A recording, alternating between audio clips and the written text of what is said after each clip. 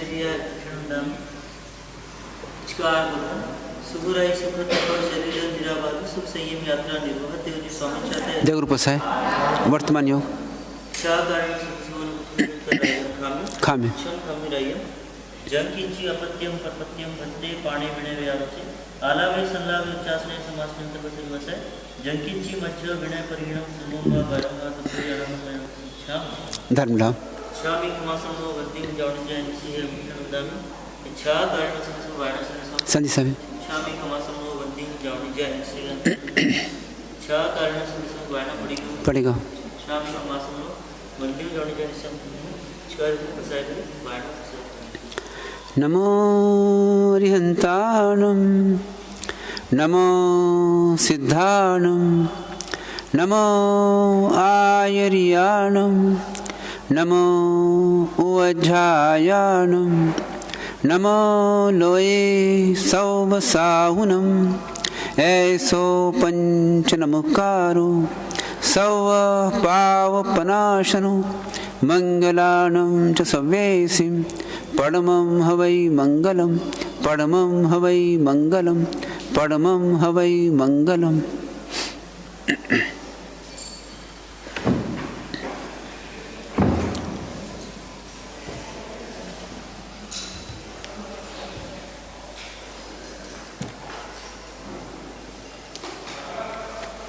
हरिहंतों को नमस्कार श्री सिद्धों को नमस्कार आचार्यों को नमस्कार उपाध्यायों को नमस्कार जग में जितने साधु गण हैं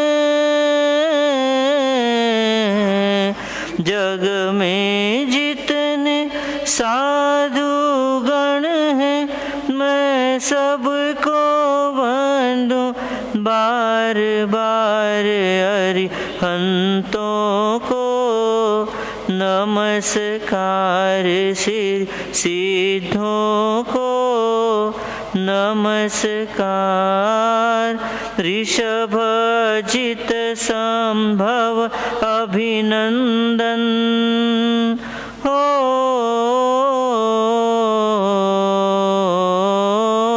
ऋषभ अजित संभव अभिनंदन सुमति पद्म सुपार्श्वजिन सुमति पद्म सुपार्श्वजिन राय चंद्र पुष्प शीतल श्रेयांस नमि वासु पूज्य पूजित सुर राय वासु पूज्य पूजित सुर राय विमल अनंत धर्म जस उज्ज्वल विमल अनंत मजस उज्ज्वल शांति कुंतु अरमली मनाय मुनि सुव्रत नमि नेमि पार्श्व प्रभु वर्धमान पद पुष्प चढ़ाए वर्धमान पद पुष्प चढ़ाए चौबीसों के चरण कमल में चौबीसों के चरण कमल में मेरा वंदन बार बार अरिहंतों को नमस्कार सिद्धों को नमस्कार जिसने राग द्वेष कामादि हो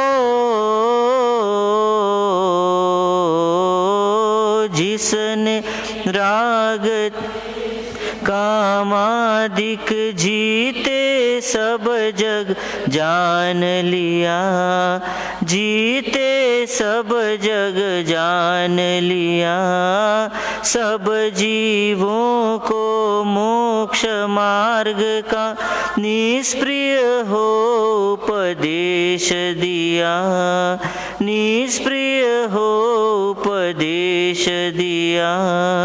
बुद्ध वीर जिन हरिहर ब्रह्मा,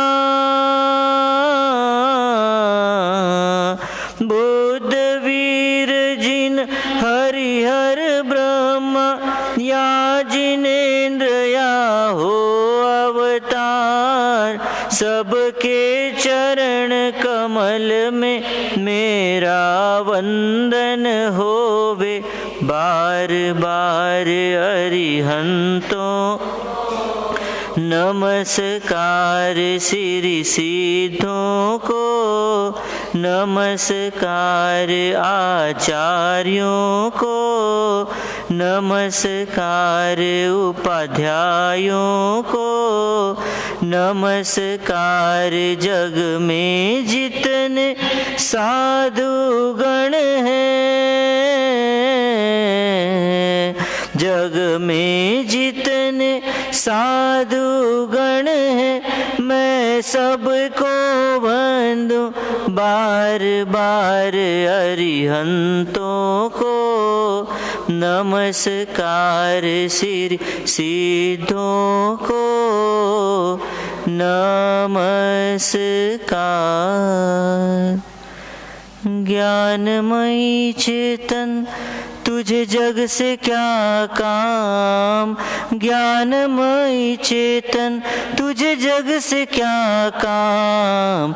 मुक्ति तेरी मंजिल है, ध्रुव तेरा धाम, मुक्ति तेरी मंजिल है, ध्रुव तेरा धाम। ज्ञानमयी चेतन तुझे जग से क्या काम, ज्ञानमयी चेतन तुझे जग से क्या काम।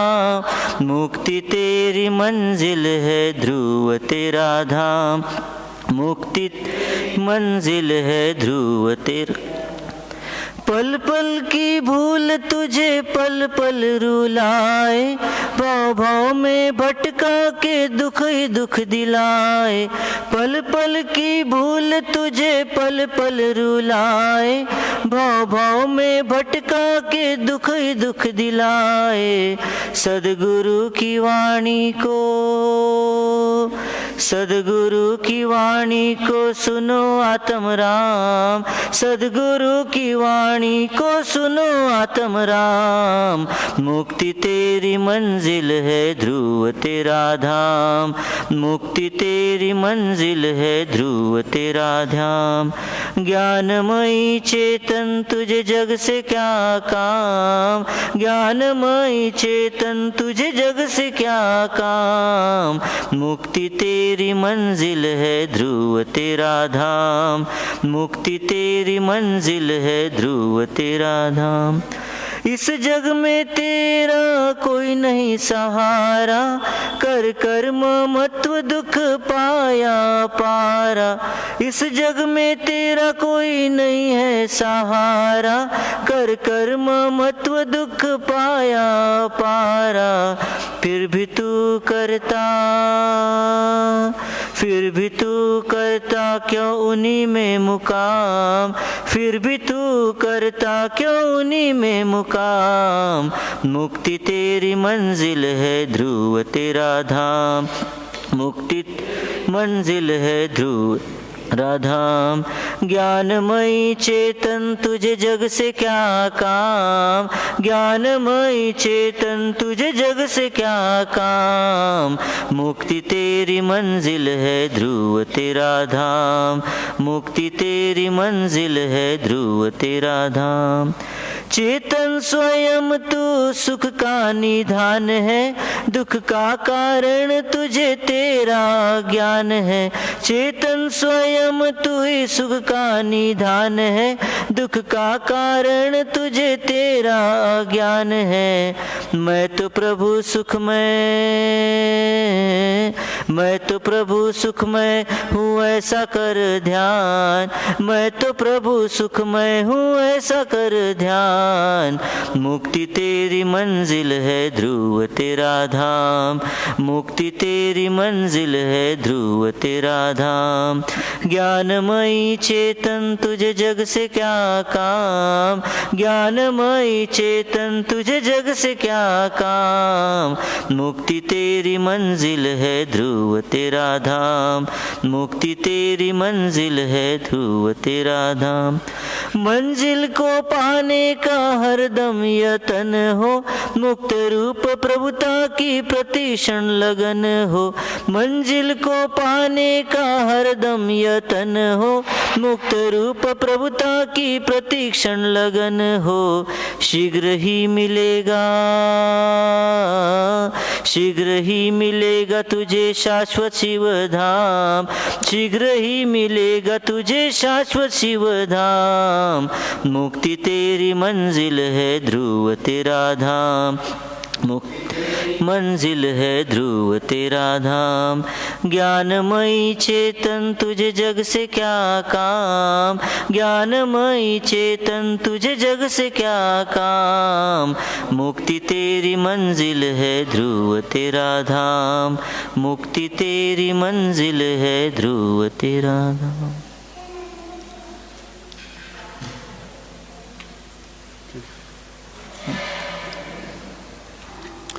सिद्धाणम बुद्धाणम पारज्ञानम परम पर ज्ञानम लोवग्गमु ज्ञानम नमो सया सब सिद्धाणम। सभी अरिहंत परमात्मा को कोटिश नमन, सभी सिद्ध परमात्मा को कोटिश नमन, सभी आचार्य उपाध्याय साधुगणों के चरणों में कोटिश नमन, चारों दादा गुरुदेव के चरणों में कोटिश नमन, वर्तमान के सभी गुरु भगवंतों के चरणों में कोटिश नमन। यहाँ विराजित साथी साधु महाराज, सभी भव्य श्रावक एवं श्राविकाएं।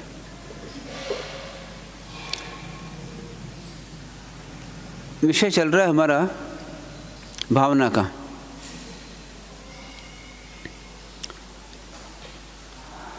संसार में दो तरह की वस्तुएं हैं, एक जीव और दूसरा अजीव है। जीव क्या करता है, अजीव पदार्थों में, उनकी पर्यायों में सुख मान करके राग द्वेष करता रहता है, सुख दुख मानकर राग द्वेष करता रहता है। और राग द्वेष के कारण से उसकी इच्छाएं पैदा होती है, इच्छाओं के कारण से कषाय पैदा होती है, और कषाय से प्रवृत्ति होती है, उससे कर्म बंधन होता है और संसार परिभ्रमण होता है। इस प्रकार से संसार में परिभ्रमण करता रहता है जीव। तो उसका मूल कारण क्या है, तो संसार के पदार्थों के प्रति राग और द्वेष।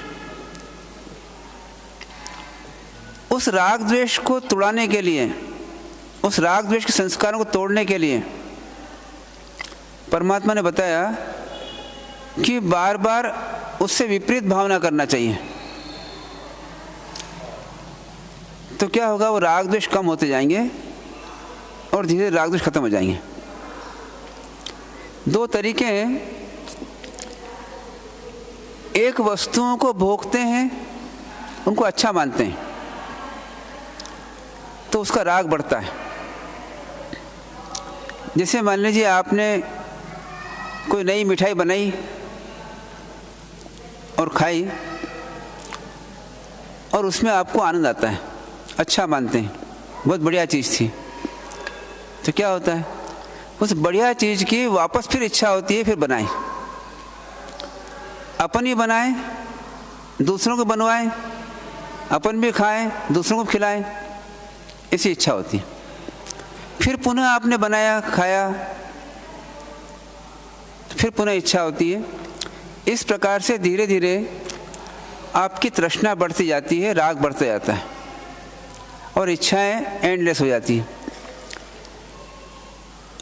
अभी होता ना, हम लोगों को आहार संज्ञा बोलते हैं। क्यों है आहार संज्ञा? हर जन्म में खाया, उस खाने को अच्छा माना, इसलिए खाने के प्रति हमारी आसक्ति रहती है। 5 इंद्रियों के विषय उनको भोगे, उनको अच्छा माना। अच्छा माना क्या हुआ? वो विषय जो है गाढ़ हो गए, संस्कार बन गए हमारे। अब क्या बोलते हैं, हमारे संस्कार हो गए, वो छूटते नहीं हैं। एक व्यक्ति शुरू बार तंबाकू खाता है, शुरू बार तंबाकू खाता है तो उसको उल्टी जैसा होने लग जाता है, मुंह खराब हो जाता है, कड़वा हो जाता है, उल्टी होती है उसको। किसी व्यक्ति को तंबाकू नहीं खाता है और उसको 2 या 3 पत्तियाँ तंबाकू दे दीजिए, क्या होगा? उल्टी हो जाएगी, वोमिटिंग हो जाएगा। फिर कुछ लोग तो जो बहुत तंबाकू खाते हैं, दिन भर गुटखा खाते हैं, उनको कुछ नहीं होता है। खाते ना बहुत से लोग, तो कुछ नहीं होता उनको। ऐसा कैसे हो रहा है? एक व्यक्ति को जरा सा आप तंबाकू गुटखा दे दीजिए, है ना, उल्टी हो जाएगी उसको, मुंह बिगड़ जाएगा पूरा। और एक व्यक्ति बहुत सारा गुटखा खाता है और दिन भर खाता है, कुछ नहीं होता उसको। ऐसा कैसे हो गया? देखते ना आप लोग कैसे हो जाता है। वो पहली बार खाया, प्रॉब्लम आया उसको, दूसरी बार खाया, फिर प्रॉब्लम थोड़ा आया। धीरे धीरे धीरे धीरे उसने मन को पक्का करके और वो खाता गया। खाते खाते क्या, वो संस्कार बन गए उसके। उसके मन ने और उसकी बॉडी ने एक्सेप्ट कर लिया, स्वीकार कर लिया, संस्कार बन गए। संस्कार बनते बनते फिर क्या हुआ, धीरे इतने गाढ़ संस्कार बन गए कि अब चाहिए बस, उसके बिना काम नहीं चला, तड़फन चलती है, तड़पता है आदमी अंदर से। होता है ऐसा। आप तंबाकू खाने वाले को बोलो कि भैया आज मत खाओ, तुम रह सकता हो? नहीं रह सकता ना। चलो दिन भर मत खाओ, तुम ऐसा करो सवेरे जो है ना 3 घंटे मत खाओ, चलता है उसका काम? नहीं चलता। मतलब इस प्रकार के संस्कार बन गए, इस प्रकार आदत बन गई कि वो आदत टूटती नहीं है, बहुत मुश्किल पड़ती है उसको। ऐसे किसी चीज़ संस्कार, जैसे अभी मोबाइल के संस्कार पड़ गए। आज से 20 साल पहले मोबाइल नहीं था, 20-25 साल पहले मोबाइल नहीं था, 20-22 साल पहले बिना मोबाइल के आदमी चलता था। अब क्या हो गया, अब एक जेब में 2 मोबाइल रहते हैं, वो भी कम पड़ते हैं। संस्कार पड़ गया, आदत बन गई। कई बहनों को देखते हैं, उनको कोई काम नहीं मोबाइल से, पर बड़ा मोबाइल लटका होना चाहिए उनके पास। जिस चाबी गुच्छा लटका होता है, ऐसे मोबाइल लटका होना चाहिए। और दिन भर कुछ ना कुछ बातें करती रहती हैं, ये देखते रहते हैं उसके अंदर। अब उनसे कहें कि भैया एक दिन मोबाइल छोड़ दो, आप छोड़ सकते हैं? मतलब कितने लोग हैं जिनको कहें कि भाई मोबाइल छोड़ दो, आप छोड़ देंगे? बोलो यहाँ पर जितने बैठे हैं कितने लोग हैं इसे जो छोड़ सकते हैं मोबाइल? आप रखते नहीं, इसलिए छोड़ दोगे। आप रखते हो? आप हाँ, छोड़ सकते हैं पूरा, हैं? छोड़ दो, कुछ काम आते ही नहीं है। बोलो छोड़ सकते हो आप लोग? अब ये कहाँ से आदत पड़ी बताइए? तो शुरू में जो है 1 बार मिला होगा आपको, 2 बार मिला होगा, 3 बार मिला होगा, है ना, बहुत मुश्किल से मिलता था। मम्मी पापा लाए होंगे या बड़े लोग लाए होंगे, वो कभी दे देते हैं बात करने के लिए। धीरे धीरे धीरे धीरे करके एक संस्कार पड़ गए कि उनको छोड़ना बहुत मुश्किल पड़ता है। तो ऐसे हमारे अंदर बहुत सारे ऐसे गलत संस्कार पड़ गए जो कि अनादिकाल से, मतलब हर जन्म में संस्कार मिलते गए। वस्तु नहीं मिली पर संस्कार मिले। जैसे अभी यहाँ बैठे हैं, मोबाइल का यूज़ नहीं कर रहे हैं, वस्तु नहीं है मोबाइल, पर मोबाइल के संस्कार मौजूद हैं। तो क्या होगा, मौका आगत कर लेंगे। देखिए कई जन्म में हमने घास खाई, घास में पैदा हुए, घास खाई, पत्ती में पैदा पत्ती खाई, मिट्टी में पैदा मिट्टी में रहे, बहुत लंबे समय तक रहे। फिर भी क्या हुआ, वो संस्कार नहीं टूटे, वस्तु नहीं मिली, पर अंदर से मन के संस्कार बने बने रहे। कारण क्या है? हमारे संस्कारों को हम गाढ़ कर लेते हैं। तो ऐसे ही हमारे राग के संस्कार, द्वेष के संस्कार, मिथ्यात्व के संस्कार, ये गाढ़ पड़े हुए हैं, गहरे पड़े हुए हैं। हमारी मान्यताएं, कुछ मान्यताएं इतनी गहरी पड़ी हुई है, उसको निकालना बहुत मुश्किल पड़ता है। इसलिए क्या होता है? सम्यक दर्शन बहुत मुश्किल है। क्यों मुश्किल है? क्योंकि संस्कार छोड़ते नहीं हम। सम्यक चारित्र बहुत मुश्किल है। अरे अभी आपसे कहें कि पारसमल जी आपकी उम्र जो है 50 साल हो गई है, हो ना? 50 साल उम्र कितनी हो गई हैं? 76। अच्छा, अब कितने साल और जिएंगे आप? 24 हैं? क्या पता नहीं। कितनी कल्पना है अपनी? कुछ कल्पना है कि नहीं है ना? कल्पना है कुछ? कितने साल जिएंगे अपन? अब यदि आपसे कहें कि देखो बहुत कम समय बचा है, जितना जी लिए उतना नहीं जिएंगे। 76 ईयर जी लिए हैं आप, अब 76 तो नहीं जिएंगे, ये बात पक्की है ना? पक्की है। अच्छा, उसके आधे भी नहीं जिएंगे कि जिएंगे? अगर 100 वर्ष भी करना है आपको तो 24 साल ही जीना है 100 वर्ष करने के लिए। तो जितनी उम्र बची है उतनी उम्र में आपसे कोई चीज छुड़वाए, छोड़ दोगे आप? आपसे ये कहें कि देखो दुकान पे इतने साल हो गए बैठे बैठे, बहुत बैठते दुकान पर, अब दुकान पे बैठना बंद कर दो, सो दुकान पे जाऊं नहीं मैं। हो सकता है ऐसा? हैं?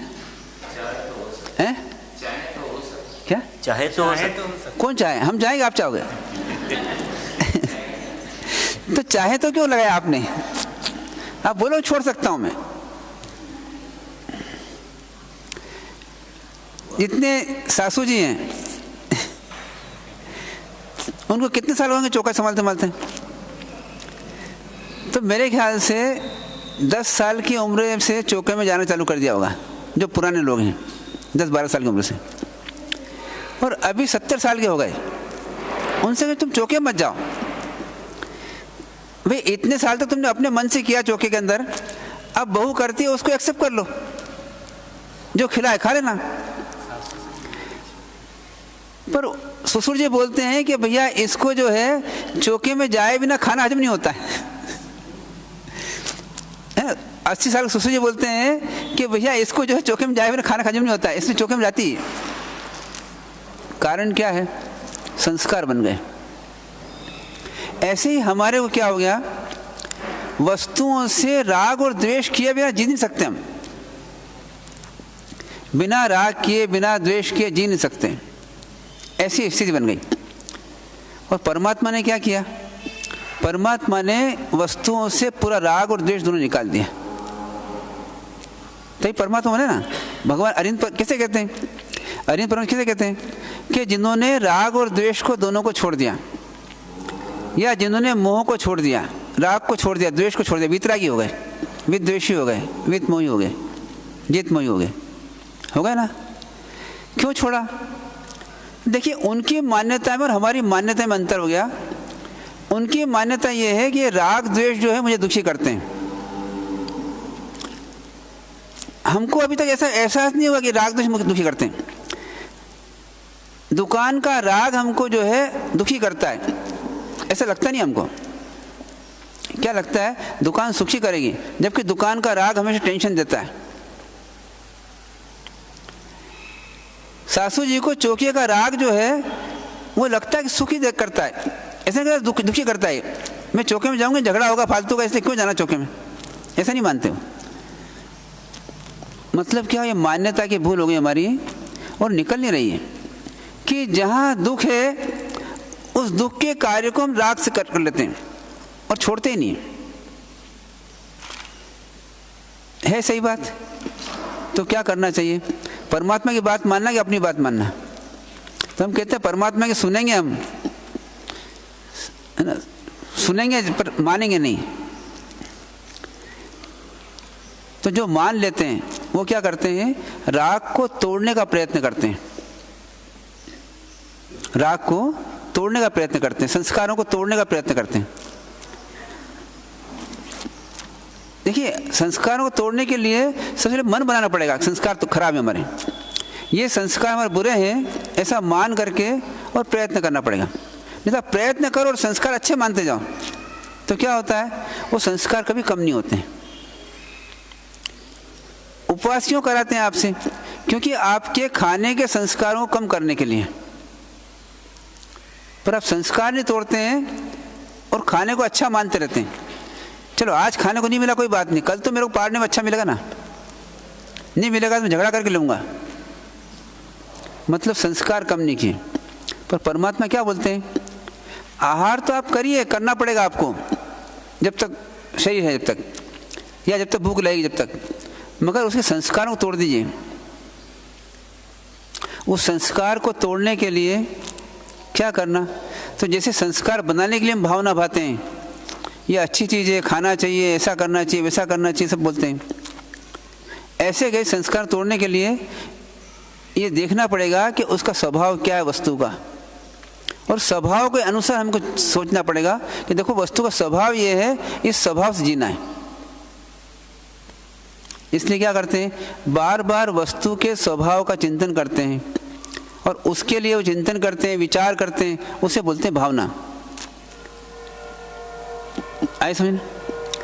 तो जिन चीज़ों को आप अच्छा मान रहे हैं उन चीज़ों की वास्तविकता को देखिए कि वो अच्छी है कि बुरी है। जहाँ से आपको दुख हो रहा है, कर्म बंधन हो रहा है, वो कार्य करना चाहिए नहीं करना चाहिए, क्या मानते हैं आप? लगता ही नहीं, फीलिंग नहीं होता कर्म बंधन हो रहा है। दुकान में बैठते हैं तो कर्म बंधन होता ही नहीं होता है, होता है। तो आप चाहते हो कर्म बंधन होता रहे, चाहते हो नहीं चाहते हो? हैं? कौन कौन चाहता दुकान सबकी बैठते थे, कौन कौन चाहता दुकान कर्म बंधन नहीं होना चाहिए? तो कर्म बंधन नहीं होगा तो क्या करना है, उस कर्मों के बंधन से बचना पड़ेगा आपको। पहले मन बनाना पड़ेगा कि भैया ये दुकान जो है ये कर्म बंधन का कारण है, और थोड़े कर्म बंधन का कारण नहीं है, तीव्र कर्म बंधन का कारण है। दुकान जो है वो तीव्र कर्म बंधन का कारण है। घर संसार क्या है, तीव्र कर्म बंधन का कारण है।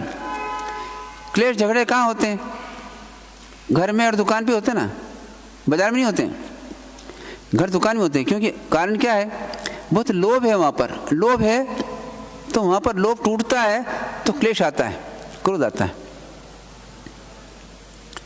तो इस प्रकार से परमात्मा ने क्या बताया कि भैया अपने संस्कारों को तोड़ने के लिए सत्य को जानो और फिर सत्य में जियो।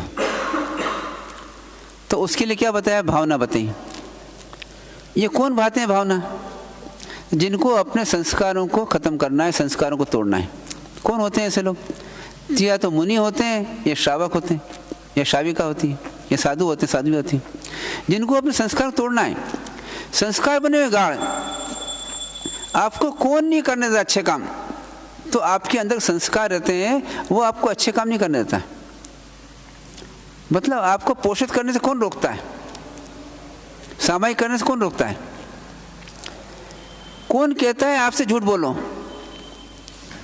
कौन कहता है आप चोरी करो, कौन कहता है आप साधु मत बनो, कौन कहता है आप अच्छे श्रावक मत बनो, अनुव्रत मत लो, महाव्रत मत लो, कौन कहता है? कोई नहीं कहता बाहर वाला। हमारा मन जो है ना वही कहता है मत करो भैया, ये नहीं कर सकते अपन, बहुत कमज़ोर है, मन कमज़ोर कर देता है। आत्मा कमज़ोर नहीं है, मन कमज़ोर है, वो संस्कारों के कारण से मन कमज़ोर हो जाता है, नहीं कर सकता मैं। रात्रि भोजन त्याग करना है तो कितना मुश्किल पड़ता है, क्यों मुश्किल पड़ता है? वो संस्कार पड़े रात को खाने के। तो उस राग के संस्कारों को तोड़ने के लिए, द्वेष के संस्कारों को तोड़ने के लिए 12 प्रकार के विषय बताए, उन्हें बोलते हैं 12 भावना। कौन कौन सी 12 भावना है? अनित्य भावना, अशरण भावना, संसार भावना, एकत्व भावना, अन्यत्व भावना, अशुचि भावना, फिर आश्रव भावना, संवर भावना, निर्जरा भावना, फिर लोक स्वरूप भावना, बहुत दुर्लभ भावना और धर्म ध्यान भावना। तो ये भावनाएं क्या करती, ये संसार के राग को तोड़ने के लिए कहती है, रस से राग तोड़ दो, बार बार भावित करो, पर पहले मानना पड़ेगा आपको कि ये चीज गलत है। तो अभी क्या होता है, हम संसार के 5 इंद्रियों के विषयों में लगे रहते हैं। ये देखूं, ये सुनूं, ये खाऊं, ये चखूं, क्या करूं, ये करते रहते हैं। दिन भर क्या करते हैं, मोबाइल रखते हैं, मोबाइल में क्या करते हैं, ये तो करते हैं, ये सुनूं, ये देखूं, इसके लिए क्या, उसमें कोई स्वाद तो आता नहीं, उसका मीठा स्वाद आता है, लगता मीठा है पर मीठा स्वाद आता है क्या उसका, बताओ। मोबाइल का मीठा स्वाद आता है क्या, टेस्ट कैसा रहता है, स्वीट, पर लगता मीठा है, छुड़ा दे तो कड़वा हो जाए मन। तो वो जो स्वाद आता है कैसे आता है, आपके इंद्रियों के विषय अच्छे लगते हैं उसमें, वो देखना अच्छा लगता है आपको, वो सुनना अच्छा लगता है आपको, धीरे धीरे वो संस्कार गाढ़ होते जाते हैं। पर जब नहीं मिलता है तब हम दुखी हो जाते हैं। अब परमात्मा क्या बोलते हैं, ये सब जो है जिनकी आपने शरण ले रखी है, 5 इंद्रियों के विषयों की शरण ले रखी है, ये शरण करने लायक नहीं है।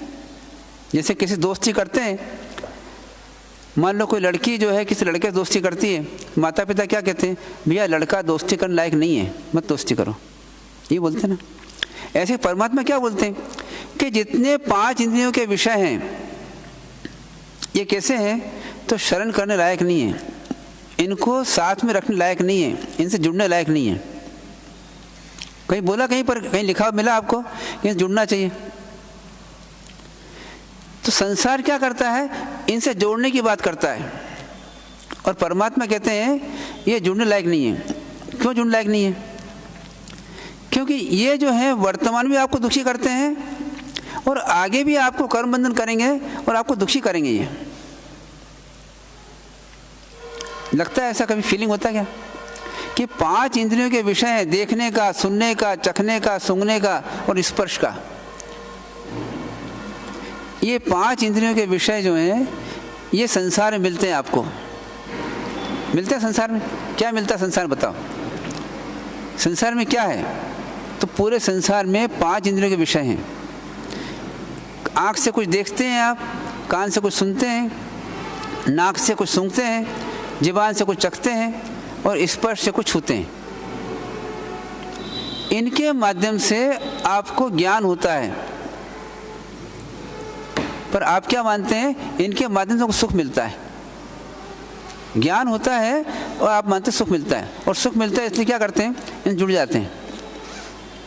मतलब दिन भर में 24 घंटे में से कोई व्यक्ति परमात्मा से कितने घंटे जुड़ता है और 5 इंद्रियों के विषय से कितने घंटे जुड़ता है। परमात्मा को कितने घंटे ध्यान रख सकता है परमात्मा का, और बाकी विषय कितने घंटे ध्यान रख सकता है। नमो अरिहंताणम जो है कितनी बार ध्यान में आता है आपको दिन भर में, और किसी ने आपको अपशब्द कह दिया, वो कितनी बार ध्यान में आता है आपके दिन में। अब जितनी बार ध्यान में आता है उतनी बार क्या होता है, आपको नए कर्मों का सर्जन हो जाता है, नए कर्म बन जाते हैं। ऐसा लगता है आपको, फीलिंग होता है प्रति समय हमारे को कर्म बंधन हो रहा है। क्यों हो रहा है कर्म बंधन, क्यों हो रहा है, क्योंकि 5 इंद्रियों के विषय जुड़ते हैं हम, और जुड़ने के बाद में उसमें राग या द्वेष कर लेते हैं, मोहित हो जाते हैं, भ्रमित हो जाते हैं। जड़ पदार्थ में जुड़ करके और हम भ्रमित हो जाते हैं।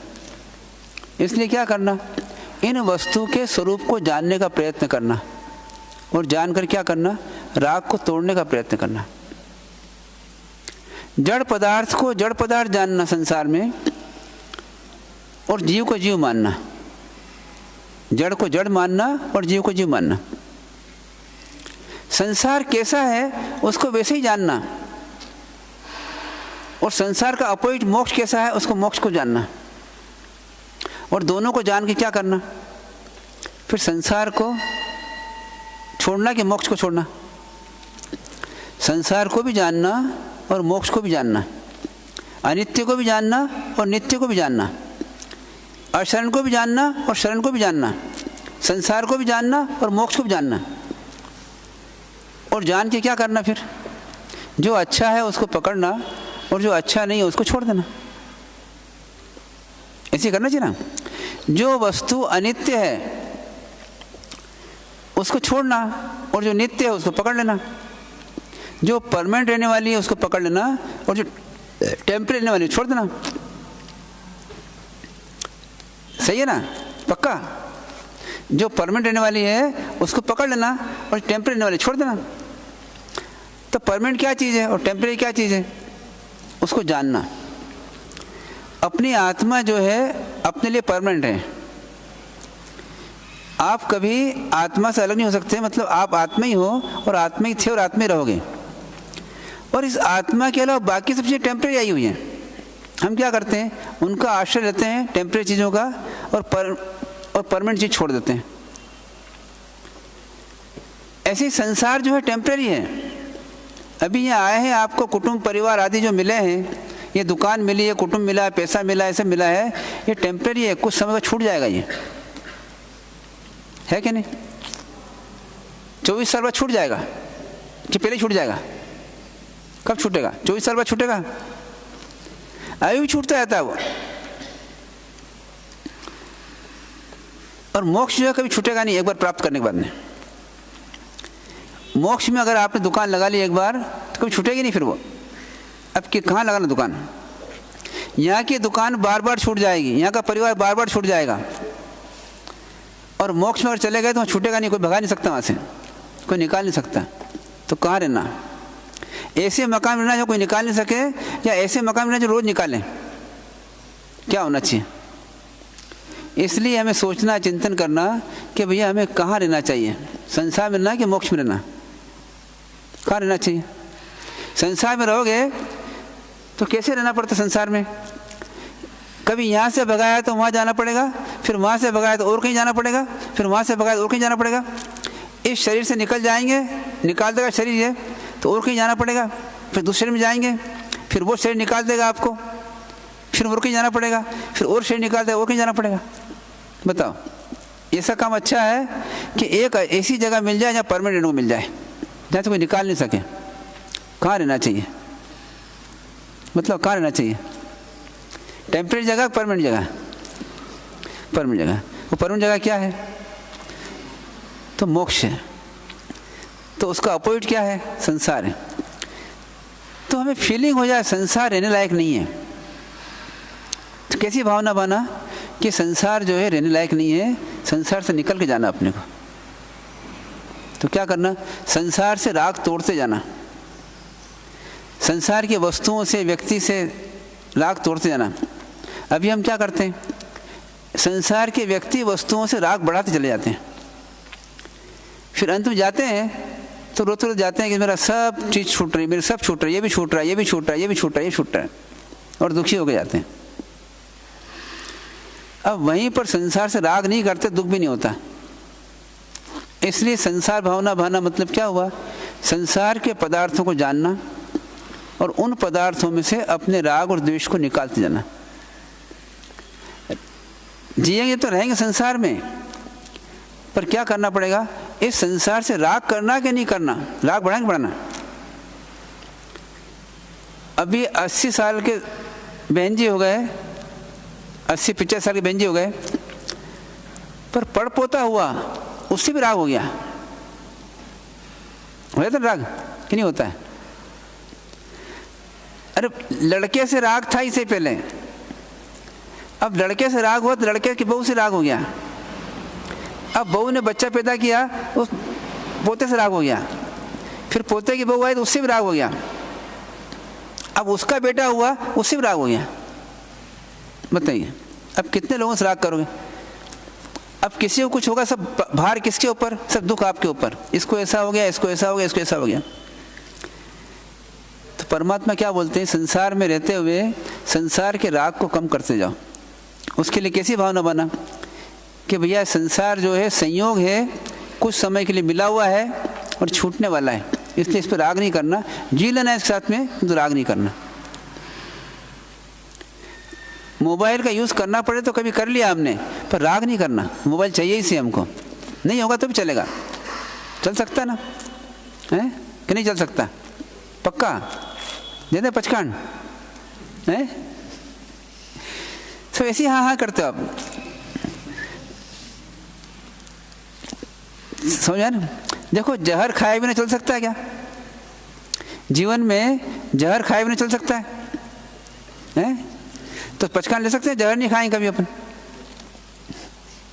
बोलो ले सकते पचकान? कितने ले सकते जहर नहीं खाएंगे कभी? जीवन कभी जहर नहीं खाएंगे। सोचो अपने मन से संकल्प करो। तो ऐसे ही जो है जहर हमको एक क्षण में मार देता है, ऐसे ही 5 इंद्रियों के विषय जो संसार के अंदर हैं, ये क्षण क्षण हमको मार रहे हैं, बार बार मार रहे हैं। ये जहर से ज़्यादा खतरनाक है। दिखते बहुत मीठे हैं, पर ये कर्मबंधन इतना कराते हैं कि हमको दुर्गति कारण बन जाएंगे। इसलिए क्या करना? संसार को जानना, उसकी भावना बना और उसको छोड़ने का प्रयत्न करना, उस राग को। हमारे सब सुनो, मैं बीच में बोलना चालू कर देता हूँ। इस युग के प्रथम तीर्थंकर प्रभु ऋषभनाथ भगवान के चरणों में कोटिशः नमन। परंपरा से हुए सभी अरिहंत परमात्माओं के चरणों में कोटिशः नमन। अनंत अनंत सिद्ध आत्माओं को नमन। मोक्ष मार्ग के साधक समस्त आचार्य, उपाध्याय एवं साधु भगवंतों के चरणों में कोटिशः नमन। परम पूज्य, परम उपकारी, सतपथ प्रदर्शक गुरु भगवंत के चरणों में कोटिशः नमन। उपस्थित आदरणीय मुनि भगवंत, धर्म प्रेमी बंधुओं, माताओं एवं बहनों, चिंतन चल रहा है संसार भावना का। जैसे आपसे कहा जाए कि एक काजल की कोठरी है ना, और उसमें अंदर घुसना है और घुस करके उसमें से कुछ निकालना है ना। जो निकालना है वो कोई हीरा गिर गया है, उसमें हीरे की अंगूठी गिर गई है, उसको निकालना है ना।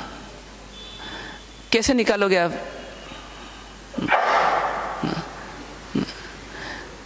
पूरी काजल की कोठरी है, पूरी दीवारें उसकी लिपी हुई है काजल से ना, और हर जगह काजल की कालीमा है। अब उसमें से आपको सिर्फ वो हीरे की अंगूठी निकालना है। कैसे निकालना पसंद करेंगे?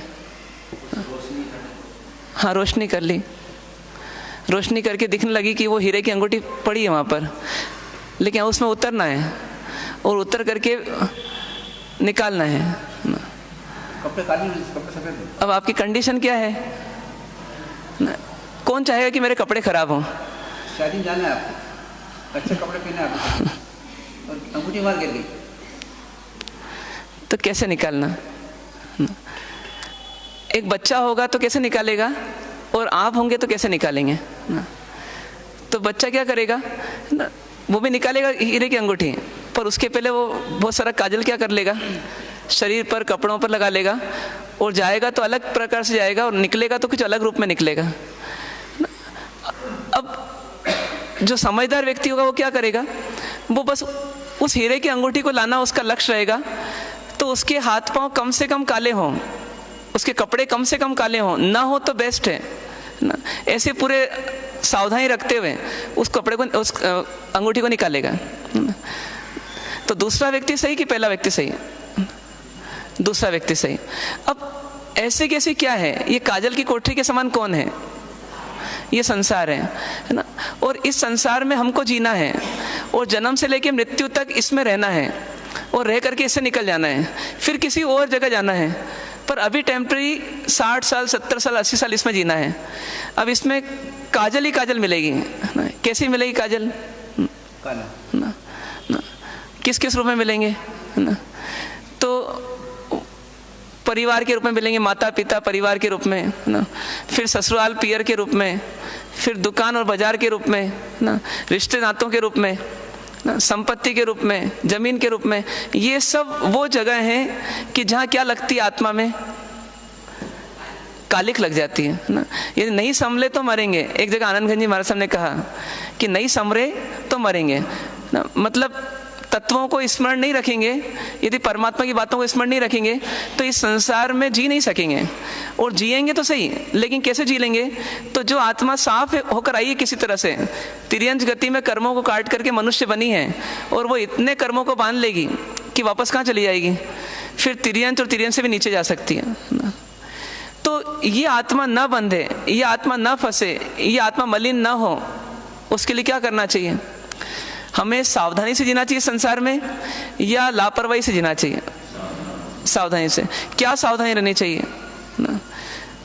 एक सावधानी तो ये कि देखो मेरी जमीन, मेरा जायदाद है ना, मेरी पत्नी, मेरे बच्चे है ना, इनमें कोई कमी नहीं होनी चाहिए ना।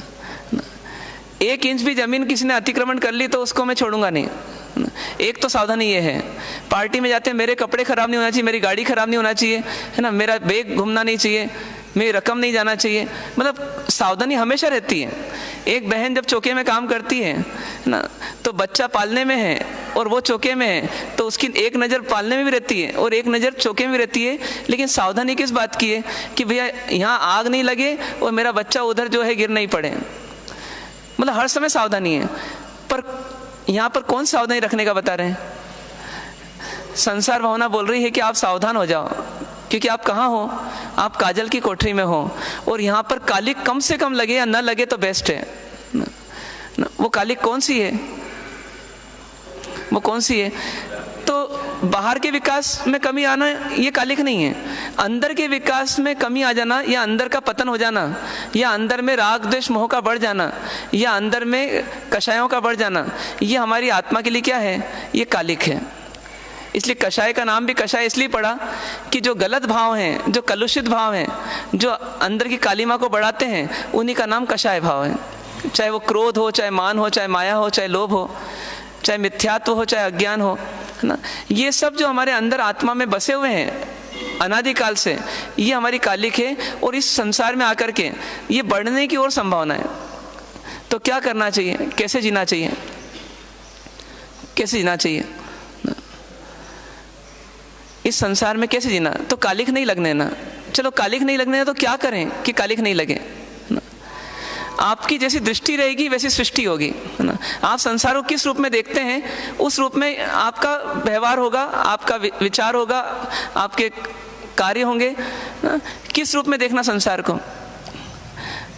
जैसे कोई बोले कि महाराज साहब के पास गए, वो बोले कि भैया श्रावक जी आपके संसार में कौन कौन है ना, आपके संसार में कौन कौन है? तो क्या बोलेंगे आप? मेरा भरा पूरा परिवार है ना, मेरी एक पत्नी है ना, एक मेरा पति है ना, कुछ बच्चे हैं मेरे ना, माता पिता हैं ना, यही मेरा परिवार है ना, यही संसार है मेरा कि नहीं है? क्या माने ना? संसार की डेफिनेशन हर जगह पलट जाती है अपनी ना। यहाँ आएंगे तो कुछ अलग बोलते हैं, जिस दिन दीक्षा होती है उस दिन कुछ अलग बोलते हैं संसार के बारे में, और जब घर जाते हैं तो कुछ अलग संसार दिखता है। प्लॉट नहीं है तो प्लॉट खरीदते हैं, प्लॉट खरीद लिया तो कल्पनाएं कर करके उसमें हवेलियां बनाते हैं, फिर उनमें से एक हवेली चूज करते हैं, फिर उसके लिए मशक्कत करते हैं, फिर हवेली बन गई तो उसमें इंटीरियर बनाते हैं, इंटीरियर हो गया तो उसमें फर्नीचर बसाते हैं, फर्नीचर हो गया तो उसमें बाकी सामग्री लाते हैं, है ना। और फिर इसको क्या मानते हैं? ये मेरी हवेली, ये मेरा संसार है। तो यहाँ पर दृष्टि संसार के बारे में अलग बोलते हैं हम, लेकिन वहाँ वास्तविक दृष्टि कुछ अलग है ना। हमारी दृष्टि में संसार कैसा है? पूरा हरा भरा संसार है ना। और नहीं भी है तो कर लेंगे हम उसको हरा भरा ना। कोई बोले कि आपके मकान में कुछ काम बाकी है, हाँ मकान में कुछ काम बाकी, बहुत अच्छा कर लूंगा मैं इसको ना। पुराना हो गया है, नहीं इसको मैं डेकोरेट करवा लूंगा अभी। आपकी गाड़ी पुरानी हो गई, नहीं नई गाड़ी खरीद लूंगा। मतलब हमारा संसार हरा भरा करने के लिए हमारी पूरी मेहनत होती है कि हमारी कल्पना में संसार हरा भरा है, और जितना संसार बढ़े उतना अच्छा है ना। 1 प्लॉट से 2 प्लॉट, 2 प्लॉट से 4 प्लॉट, 4 प्लॉट से 10 प्लॉट, ये हमारी दृष्टि है ना दृष्टि की नहीं है ना। दुकानदार दुकान के बारे में सोचता रहता है, इसको और कैसे डेकोरेट करवाना, और कैसे इसको फर्निश करवाना, और कैसे माल लाना। बहन घर के बारे में सोचती रहती हैं। मतलब हमारी 24 घंटे की गाथा देखें तो 24 घंटे में हमारी विचार में क्या चलता रहता है? तो बस यही चलता रहता है, अपने संसार को कैसे अच्छा बनाना, कैसे हरा भरा करना, है ना। होता है ऐसा कि नहीं होता? सुबह सुबह देखो आप, तो कोई व्यक्ति गार्डनिंग कर रहा है कॉलोनियों में, है ना, वो क्या कर रहा है, कहीं कटिंग कर रहा है, कहीं कुछ कर रहा है। मतलब मेरे पेड़ पौधे अच्छे रहेंगे तो मेरा मकान अच्छा दिखेगा, मकान अच्छा दिखेगा, मेरा संसार अच्छा रहेगा। कोई बच्चे को छोड़ने के लिए रायपुर जा रहा है फ्लाइट में, है ना, क्योंकि वो कोटा जाएगा तो कोटा जाकर के वो पढ़ेगा तो मेरा संसार अच्छा डेवलप होगा ना। कोई दुकान में लग गया सुबह सुबह, अभी ग्राहक कोई नहीं आया लेकिन 8 बजे दुकानदार पहुंच गया, तो ये सब क्या है? संसार को हरा भरा बनाने के लिए कितना प्रयत्न हो रहा है हमारा, कि नहीं हो रहा है ना? दिन भर होता है कि नहीं होता है ना? कोई चीज़ खराब लगती है आपको घर में तो कैसे करते हो? उसको सुधार दें, अपन अच्छा बना दें उसको ना। तो एक तरफ संसार को हम हरा भरा बना रहे हैं। क्यों बना रहे हैं? क्योंकि हमको लग रहा है संसार को हरा भरा बनाएंगे तो हम सुखी हो जाएंगे, संपन्न हो जाएंगे, समृद्ध हो जाएंगे। और दूसरी ओर अब ज्ञानी किस रूप में देखते हैं संसार को? काजल की कोठरी के रूप में ना। कैसे देखते हैं संसार को ना? ये संसार कैसा दिखता है उनको? ये संसार असार दिखता है उनको, असार ना। कैसा? किसे गन्ने के शाला में ना, यदि गन्ने का रस पूरा निकाल लिया 1 बार 2 बार 3 बार चक्की में से, है ना, उसके बाद वो कहाँ कर फेंकता है उसको? गाय को खिलाने के लिए कह लो या ऐसे ही फेंकता है, तो वो ऐसी जगह फेंकता है जहाँ मक्खियाँ भिन बनाती रहती हैं। उससे बोले क्यों फेंक दिया इसको? तो बोले अब इसमें कस नहीं रहा, क्योंकि इसमें रस नहीं रहा। मतलब अब उसको पीसने से भी कोई मतलब नहीं, क्योंकि उसमें रस नहीं मिलेगा अब। मतलब उसको क्या बोलते हैं यहाँ की भाषा में? ये क्या हो गया? ये असार है। पहले क्या था? इसमें सार था। वो सार क्या करा चक्की वाले ने? वो निकाल लिया। अब जो बच गया वो क्या बचा? असार। मतलब असार किसे बोलते हैं? जिसमें कोई तंत्र नहीं है ना, जिसमें कोई तत्व नहीं बचा, है ना, जिसका कोई सार नहीं है, उसे बोलते हैं असार। तो संसार क्या है? आप क्या बोलते हैं? संयम जीवन, और बाकी सब असार है, बेकार है। तो ना अब ऐसा बोलते हैं अपन ना, क्यों बोलते हैं? क्योंकि किसी ने बार बार सुनाया हमारे को तो हमको याद हो गया ना, तो याद हो गया। तो एक वाक्य वो बोलता है बोलने वाला, और बाकी वाक्य तो हम सब बोल लेते हैं। तो इसको असार क्यों बोला? इस संसार को, इसको बेकार क्यों बोला? बता सकते हो आप क्यों बेकार बोला? कोई बताएगा आप में से कि संसार को असार क्यों बोला? हमारा हरा भरा संसार है, इतना खुशनुमा संसार है, इतना सुखदायी संसार है ना। फर्नीचर नए लाते हैं, कितना अच्छा लगता है। दीपावली में सजाते हैं, कितना अच्छा लगता है। नई गाड़ी, नई हवेली, नए फर्नीचर, नई फ्रिज, नई टीवी, है ना, नया बच्चा घर में आता है, कैसा लगता है? शादी होती है, एक बहू आती है ना, तो अपने को कैसा लगता है ना? मेरा संसार बड़ा मतलब खुशी का अवसर है। तो एक वो दृष्टि हमारी और एक ही दृष्टि ज्ञानियों की। तो बताइए ये असार क्यों बोलते हैं आप उस दिन, दीक्षा वाले दिन?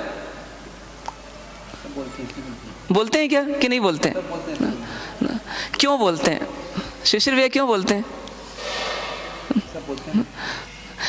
अच्छा, उपाश्रय अच्छा कि हवेली अच्छी है? 9 से 10 उपाश्रय अच्छा है, 10 से 9 हवेली अच्छी है। सोचिए असार क्यों बोलते हैं? आप बताओ ना, क्यों बोलते हैं असार? क्या कारण है?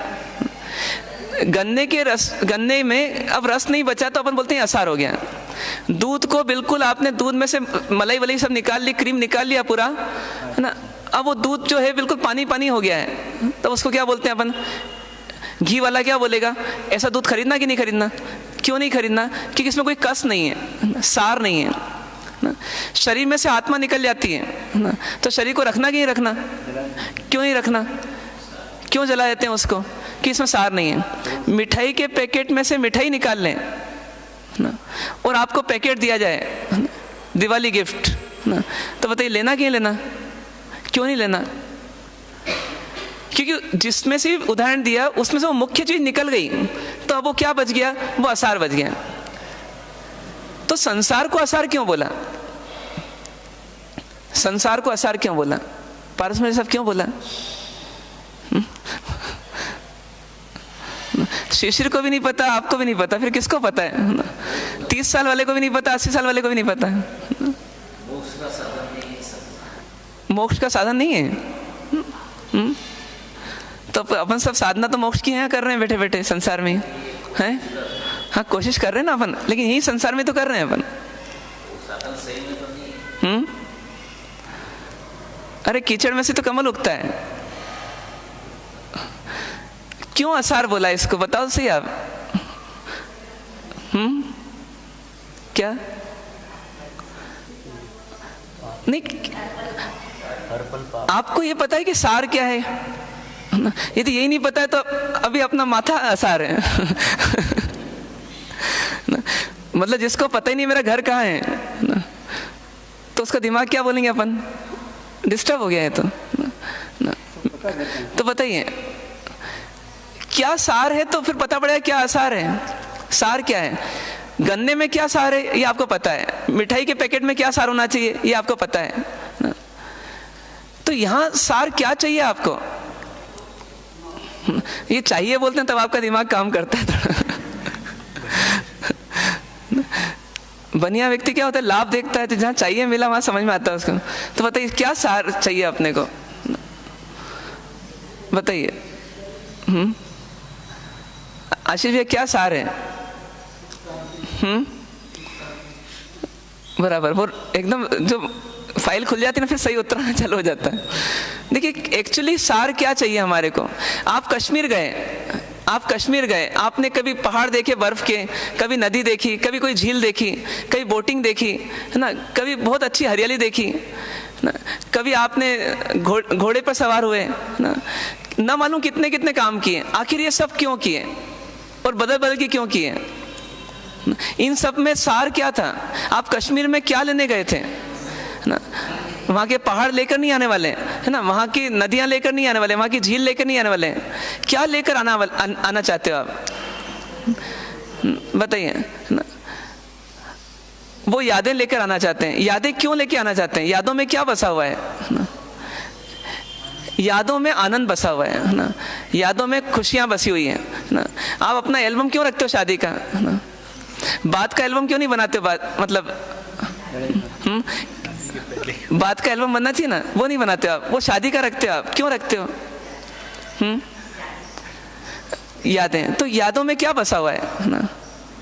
आपको याद आता है कि उस दिन मैं खुश थी ना, उस दिन मैं खुश थी या उस दिन मैं खुश था आखिरी बार ना। सोचिए अपनी खुशियों को अपन ताजा रखने के लिए बहुत सारी यादें भी रखते हैं, बहुत सारी कार्य भी करते हैं। हम हर कार्य उसी के लिए करते हैं ना, जिसमें आनंद आए वो कार्य करना चाहते हैं, जिसमें आनंद नहीं आए वो कार्य नहीं करना चाहते हैं। तो संसार में हमको एक चीज देखना है कि संसार में हम पूरा प्रयत्न करेंगे, संसार को हमेशा हरा भरा रखना चाहेंगे, लेकिन कब? जब संसार में क्या हो, संसार में सुख मिले, संसार में खुशियां मिले ना, संसार में आनंद मिले ना। लेकिन ये आनंद जो है इसकी बाढ़ जोते रहते हैं हम, इसकी तलाश करते रहते हैं हम, इसके लिए प्रयत्न करते रहते हैं, लेकिन कभी ऐसा अवसर नहीं आता कि हम बोलें कि अब मेरे को आनंद पूरा मिल गया, अब मुझे आनंद पूरा मिल गया। बचपन में बच्चा इठलाता है, जवानी में अटखेलियाँ खेलता है ना, और बुढ़ापे में काया जर्जर हो जाती है और यमराज आकर के एक दिन शिकंजा कस लेता है। तो इतना प्रयत्न किया खुशियां पाने के लिए, तो आखिरी में जब व्यक्ति गया तो कितनी खुशियां लेकर गया यहाँ से? जब यमराज ले गया तो कितनी खुशियां लेकर गया व्यक्ति, बताइए। कितनी खुशियां लेकर गया होगा ना, खुशियां लेकर। नहीं, बचपन में इतनी खुशियां मिली है ना, कभी खेला कभी कूदा, फिर जवानी में खूब राग रंग किए है ना, फिर बुढ़ापा आया और फिर एक दिन मृत्यु आ गई। तो उसने क्या इकट्ठा किया? आनंद इकट्ठा किया। बचपन में थोड़ा किया, जवानी में थोड़ा और किया, फिर मकान दुकान बना लिए तो और हो गया आनंद। फिर उसके बाद जो है बच्चे पैदा हुए, पोते पोती आए तो उसमें और आनंद आया, बहू आई तो और आनंद आया है ना, ये आनंद बढ़ता गया। तो आखिरी में जब वो जा रहा था तो सब उसने लगेज बांध लिया था आनंद का और जा रहा था, तो उस समय वो आनंद कितना लेकर गया, बताइए है ना। उसकी आंखों में क्या थे? आंसू। तो वो आंसू क्यों ले गया? वो तो आनंद इकट्ठा करता रहा जिंदगी भर, तो आखिरी में उसको आनंद ले आना चाहिए। तो आखिरी में दुख ले गया कि आनंद ले गया? दुख ले गया। और जिंदगी भर प्रयत्न किसके लिए किया? आनंद के लिए। तो क्या हो गया? भूल गया आनंद की? क्या हो गया उसका? आनंद यहीं छूट गया या क्या हो गया? हाँ बताइए। अरे आपका जितना आप कमाते जा रहे हो तो आपकी पूंजी बढ़ती जा रही ना, बैंक बैलेंस बढ़ते जा रहा है ना, वो आप इन्वेस्ट करते जा रहे हो उसको कहीं ना कहीं। लेकिन आप 10 साल पहले कहाँ थे और आज कहाँ हो? तो आपका कुछ असेट बढ़ी या घटी? संपत्ति बढ़ी तो आपको खुशी रहती कि मैंने संपत्ति बढ़ी, मेहनत इसलिए कर रहा हूँ मैं संपत्ति बढ़ाने के लिए। तो जीवन में प्रयत्न हम आनंद पाने के लिए कर रहे हैं। तो आनंद का ग्राफ कैसा होना चाहिए? ऊपर की ओर। लेकिन किसी का होता हुआ दिखता है क्या हमारे को? एक अरिहंत परमात्मा को छोड़ दें तो ना, हर व्यक्ति आता है तो रोता रोता आता है, और जब जाता भी है तो कैसा जाता है ना। अभी कोरोना से कोई चले जाए तो बताइए आखिरी में वो कितना आनंद में जाएगा? इतना आनंद में जाएगा कि उसे श्वास नहीं ली जाएगी। कितना आनंद रहेगा उसको कि श्वास भी नहीं ले पाएगा। वो आनंद के कारण है ना। कभी कभी हम आनंद की कोई खबर मिलती है तो हाफने लग जाते हैं, तो ऐसे ही हाफ रहा है ना वो क्या बोल रहा है? मेरे को ऑक्सीजन लगा दो, मुझे ऑक्सीजन लगा दो, मुझे ऑक्सीजन लगा दो ना। तो आनंद मिल रहा है ना उसको इतना कि नहीं मिल रहा ना। जब बुजुर्ग अवस्था में कोई पूछता नहीं है, कोई सुनता नहीं है, तो कितना आनंद मिलता होगा कि नहीं मिलता? जब मरने के पहले बाल सफ़ेद हो जाते हैं तो कितना आनंद आता होगा? वो एल्बम देख करके अपना 25 साल की उम्र का, 30 साल की उम्र का ना, आता होगा आनंद कि नहीं आता होगा? आपने भी रखा होगा ना अपना एल्बम? आंसुओं का आनंद आता है। सोचिए आनंद बढ़ रहा है हमारा कि घट रहा है? क्या हो रहा है? आपसे बोले कि जिंदगी का सबसे सुनहरा दिन कौन सा था या सुनहरा समय कौन सा था? बचपन, जवानी कि बुढ़ापा? तो बुढ़ापा है ना। जवानी, बुढ़ापे से अधिक आनंद किस में? जवानी में। और जवानी से अधिक आनंद किस में? बचपन। इसका मतलब आनंद का ग्राफ कैसा गया? आनंद घटता गया कि बढ़ता गया? तो ये संसार में प्रयत्न करने से हमारा आनंद बढ़ा नहीं, उल्टा घट गया। तो ज्ञानी क्या बोलते हैं? इसका मतलब क्या है? ये संसार कैसा है? ये संसार असार है। ये संसार असार है ना। मतलब एक व्यक्ति रेगिस्तान में पानी निकाले ना, तो मेहनत तो पूरी करेगा ना, और आखिरी में उसका पानी पसीने का निकल जाएगा ना, लेकिन वास्तव में जमीन से पानी नहीं निकलेगा। तो उसने पूरी मेहनत की, वो बेकार गई या कुछ काम आई? वो बेकार चली गई। तो जब मेहनत बेकार चली जाती है, फल नहीं मिलता है, तो अपन क्या बोलते हैं? इस चीज में सार नहीं है, इस चीज में सार नहीं है। जैसे गन्ना पूरा पीस लिया ना, और उसके बाद फिर चक्की में चलाया और बार बार घुमा घुमा के चलाया, तो बताइए कितना फल मिलेगा ना? कुछ भी नहीं है ना। और मेहनत कितनी होगी? मेहनत पूरी होगी। तो ऐसे आप हर एक्शन देखो अपना। दुकान लगाई, उस दिन आनंद आया, फिर दुकान चलाते हुए आनंद घटता गया। बहू आई, उस दिन खूब आनंद आया, फटाके फोड़े है ना, मिठाइयाँ बांटी, सबको बुलाया, सबको खिलाया है ना, रोशनी लगाई अपने घर में, ये सब किया। लेकिन बाद में क्या हुआ? आनंद बढ़ा कि घटा ना? जब बहू ने बोला कि मैं अब अलग होती हूँ ना, तो बताइए छुरी चली कि नहीं चली यहाँ पर ना? क्यों चली? क्यों चली ना? क्योंकि वो खुशियाँ कहाँ गई? वो चली गई खुशियाँ। बहू आई थी, खुशियाँ आई। जब आप निकल रहे हो घर से बाहर उसको छोड़ करके, या वो आपको छोड़ रही है, तो आपको दुख मिला। तो अपन हर प्रयत्न करते हैं सुखी होने के लिए ना। सुबह जाता है व्यक्ति है ना, सुबह जाकर के फ्रेश महसूस करता है दुकान पर, और दिन भर के बाद क्या हो जाता है? किसी को माल देता है ना, तो माल देता है कि भैया मतलब मेरे को 3% ब्याज मिलेगा, 4% ब्याज मिलेगा, 2% ब्याज मिलेगा, 1.5% ब्याज मिलेगा। कितनी खुशियाँ होती कल्पनाओं में। और जब वो मूल भी नहीं आता है तो क्या स्थिति बनती है? पछतावा होता है ना। जमीन खरीद ली ना, खरीदते समय बहुत आनंद आया, अब जमीन की चौकीदारी नहीं हो पाती, जा नहीं पाते, और गाँव वाले कभी कभी गड़बड़ करते हैं, तो क्या होता है? आनंद मिलता है कि आनंद घट जाता है? तो कोई भी कार्य हम करते हैं आनंद के लिए। कोई कार्यक्रम, कोई आयोजन करते हैं, हमारे यहाँ शादी बहुत धूमधाम से होना चाहिए, और शादी जब कल्पना की धूमधाम से, तब तो बहुत आनंद आया। और बाद में क्या हुआ? जब उसके लिए मेहनत करने लगे, फिर ये तकलीफ, फिर वो तकलीफ, कभी घोड़ी नहीं मिल रही, कभी बैंड नहीं मिल रहा है ना, कभी मतलब बारात बराबर नहीं आ रही है, कभी बारात के लिए रुकने की व्यवस्था बराबर नहीं हो रही, कभी कैटर बराबर नहीं आ रहा। तो ये सब क्या होता है? हर काम में टेंशन्स जुड़ जाते हैं, हर काम में टेंशन जुड़ जाते हैं। दीपावली की सफाई की, शुरू की आनंद, और बाद में क्या हुआ? वो आनंद घट गया। तो ऐसे हमारे जीवन को यदि हम देखें संक्षेप में, तो हम हर प्रयत्न करते हैं इस संसार में कि सुखी होने का, पर वास्तव में क्या स्थिति बन रही है कि हम सुखी नहीं हो रहे हैं, सिर्फ सुख का भ्रम चल रहा है हमारा कि हम सुखी हो जाएंगे और हो जाएंगे। और इस चक्कर में क्या हो रहा है, खूब राग द्वेष कर रहे हैं, खूब कषाय कर रहे हैं, खूब मोह कर रहे हैं, और किसकी कालिक लगा रहे हैं? तो भावों से देखें तो कषायों की कालिक लगा रहे हैं, और पुद्गल से देखें तो कर्मों की कालिक लगा रहे हैं, है ना। क्या कर रहे हैं हम दिन और रात कर्म इकट्ठे कर रहे हैं। तो ज्ञानी क्या बोलते हैं, ऐसे असार संसार में, है ना, सुख खोजने जाओगे, सुख तो नहीं मिलेगा, लेकिन वो कर्म बांध लोगे जिसके कारण से आपका वर्तमान भी बिगड़ जाएगा और आपका भविष्य भी बिगड़ जाएगा। इसलिए क्या करना चाहिए, तो हमारे को संसार में रहना तो सही, लेकिन संसार में रहना किसके लिए, तो संसार से मुक्त होने के लिए, संसार से जुड़ने के लिए और संसार से बनने के लिए नहीं, संसार से मुक्त होने के लिए। जैसे एक व्यक्ति जेल से आज रिहा होने वाला है, आज मुक्त होने वाला है, तो वो आज नहा रहा है, कपड़े पहन रहा है, शेविंग करवा रहा है ना, वो नौकारसी कर रहा है, लेकिन उस सब के पीछे लक्ष्य क्या है ना, कि जल्दी से जल्दी ये काम हो जाए तो मैं क्या हो जाऊं, मैं जेल से मुक्त हो जाऊं ना। तो इस संसार में दो दृष्टियां हैं, एक संसार को अपना घर मानना और एक संसार को जेल मानना। कैसा होना चाहिए, कैसी दृष्टि होनी चाहिए?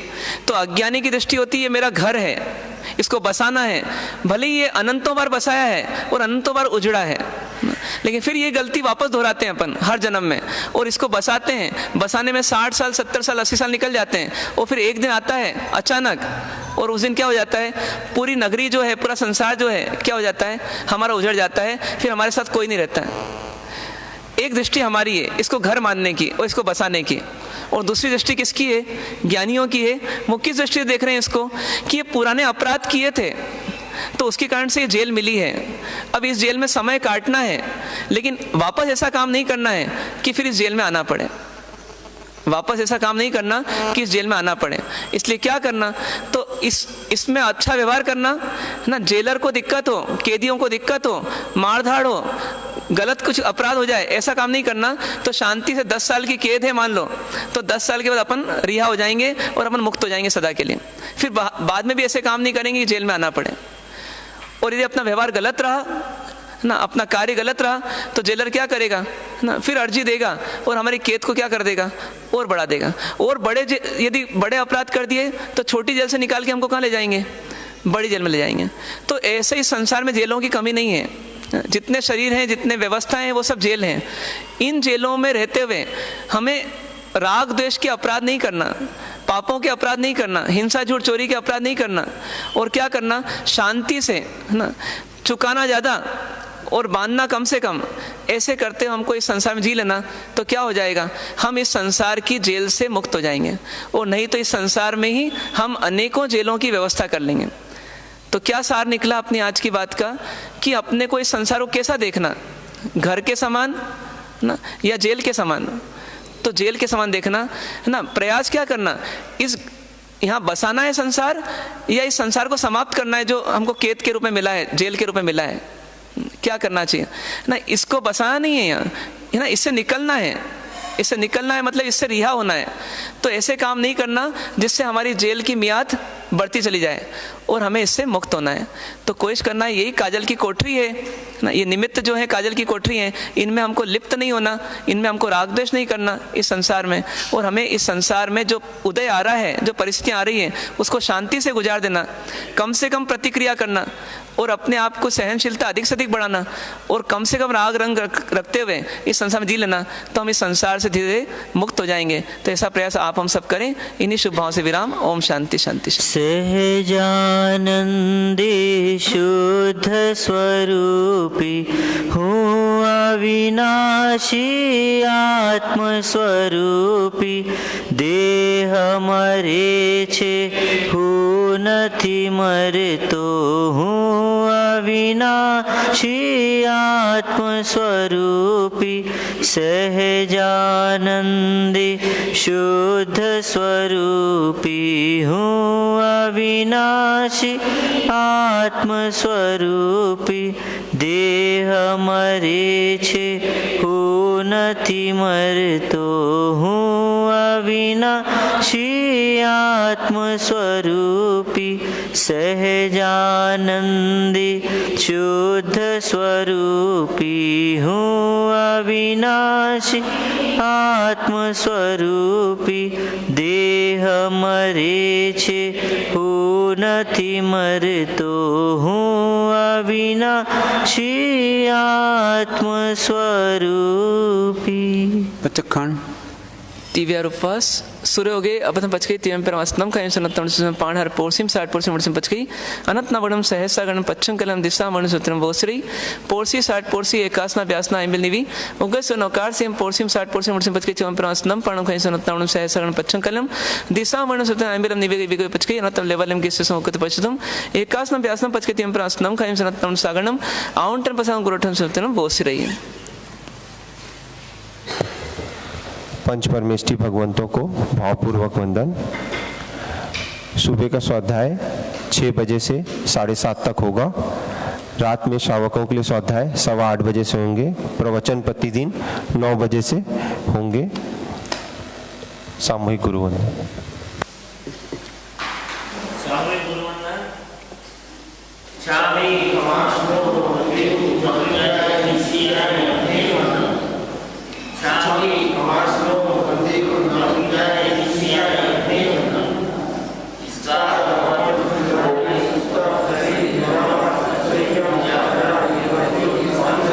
देवरूपस है वर्तमान योग.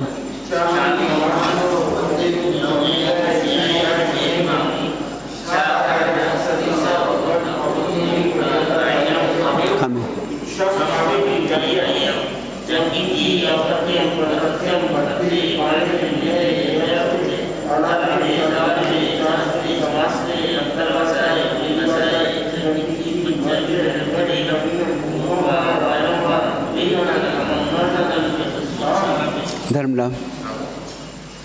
चत्तारि मंगलम चत्तारि मंगलम अरिहंता मंगलम सिद्धा मंगलम साहु मंगलम केवली प्रणत धम्म मंगलम. चत्तारि लोकोत्तम अरिहंता लोकोत्तम सिद्धा लोकोत्तम साहु लोकोत्तम केवली प्रणत धम्म लोकोत्तम. चत्तारि शरणं पवज्जामि अरिहंते शरणं पवज्जामि सिद्धे शरणं पवज्जामि साहु शरणं पवज्जामि केवली प्रणत धम्मं शरणं पवज्जामि. सर्व मंगल मंगलम सर्व कल्याण कारणम प्रधानम सर्वम जैनम जयति शासनम.